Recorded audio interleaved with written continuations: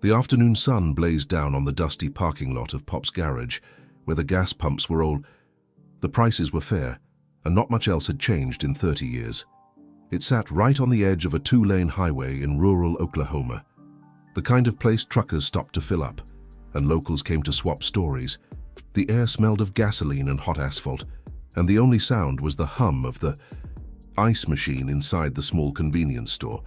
Emily Carter was 19 years old, with calloused hands and tired eyes that had seen too much for someone so young.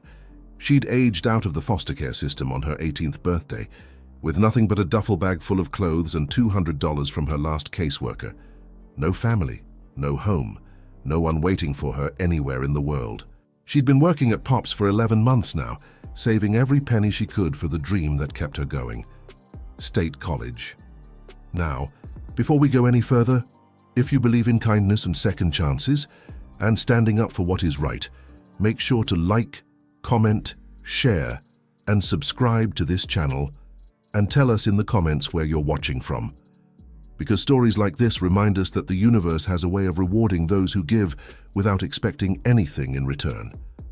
Emily was wiping down the pumps when she heard it, the unmistakable rumble of a Harley-Davidson, followed by a sharp hissing sound that made her look up. A massive motorcycle was pulling into the station, its rear tire going flat with every rotation. The rider was a mountain of a man, with a grey beard and arms covered in faded tattoos. His leather vest was covered in patches, and his face was set in a deep scowl of frustration. He climbed off the bike and stared at the ruined tire. Muttering curses under his breath, Emily walked over without hesitation. "That looks bad," she said. "You got a spare?" The man looked at her with surprise. Most people crossed the street when they saw him coming, but this skinny girl in a gas station uniform was walking right up to him, like he was just another customer. "Spares back at the clubhouse," he growled. 60 miles from here, and my phone died an hour ago." Emily nodded thoughtfully. "I know how to fix tires. I learned in one of my foster homes. If you have a patch kit, I can get you back on the road." The man raised an eyebrow. "You know how to fix motorcycle tires?"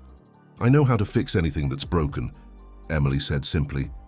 "When you grow up with nothing, you learn to make do." She spent the next 45 minutes in the blazing heat, removing the tire, finding the puncture, and patching it with the kit the biker kept in his saddlebag. She worked with quiet efficiency, her hands steady and sure. When she was done, she pumped the tire back up and checked the pressure twice to make sure it would hold. The man watched her the entire time, his expression unreadable. "How much do I owe you?" he asked, reaching for his wallet. Emily shook her head. "Nothing. You were stuck and I could help. That's all there is to it." The biker stared at her for a long moment. "Kid, I've been riding for 40 years. Nobody does something for nothing." Emily shrugged, wiping the grease from her hands with a rag. "My mom left me at a fire station when I was 3 days old. I grew up in 12 different foster homes. Some were okay. Most were not. But there was one family, the Hendersons, who taught me that kindness isn't a transaction. You don't give to get. You give because giving is what makes us human." He looked at the patches on his vest. "I don't know what those mean. I don't know who you are, but you needed help today, and I could give it. That's enough for me." The biker was silent for a long time. Then he extended his hand. "My name is Hank," he said. "Hank Miller, and I will not forget this, Emily Carter." Emily shook his hand with a smile. "Drive safe, Mr. Miller." 2 weeks passed. Emily had almost forgotten about the biker with the flat tire. She was working a double shift, calculating in her head how many more months she would need to save for her first semester at State College, when a convoy of motorcycles pulled into the parking lot. She counted them as they came. 10, 20, 30, 50. They kept coming until there were at least 80 Harleys parked across the lot, their engines dying one by one until the silence was almost overwhelming. Hank Miller walked toward her from the front of the pack, but he was not alone. Behind him came a woman in a business suit carrying a folder, and several other bikers carrying boxes. "Emily Carter," Hank said. his gruff voice carrying across the parking lot. "You fixed my tire 2 weeks ago and wouldn't take a dime. You told me kindness isn't a transaction." "Well, young lady, I've been thinking about that ever since." He gestured to the woman beside him. "This is Margaret Wells. She runs the Community Spirit Fund, which my club has supported for 20 years. We talked about you, Emily, about what you did, about who you are, and we made a decision." Margaret stepped forward with a warm smile. "Emily," she said, "we've paid your college tuition, all 4 years.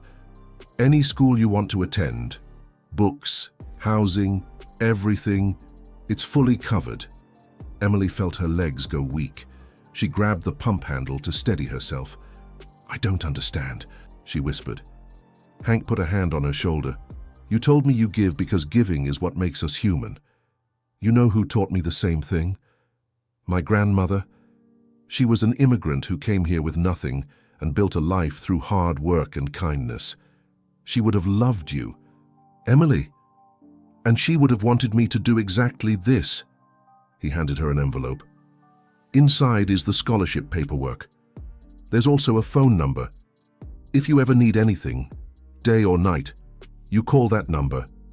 You're not alone anymore. Emily, you have family now." Emily stood there with tears streaming down her face, surrounded by 80 strangers who had just changed her entire future. Hank smiled beneath his grey beard. "That tire patch held all the way home. By the way, best repair job I've ever had." Emily laughed through her tears. Thank you all so much. I don't know what to say." Hank nodded. "You don't have to say anything. Just remember what the Hendersons taught you. And one day, when you see someone who needs help, you pay it forward. And before we end, we have one special request for you. Comment below with the words, 'Pay it forward,' to show that you stand with Emily and everyone who believes that kindness given freely always finds its way back to you multiplied. Because sometimes the best investment you can make isn't in stocks or real estate. It's in another human being. Remember, every act of kindness plants a seed. You just never know which one will grow into a forest."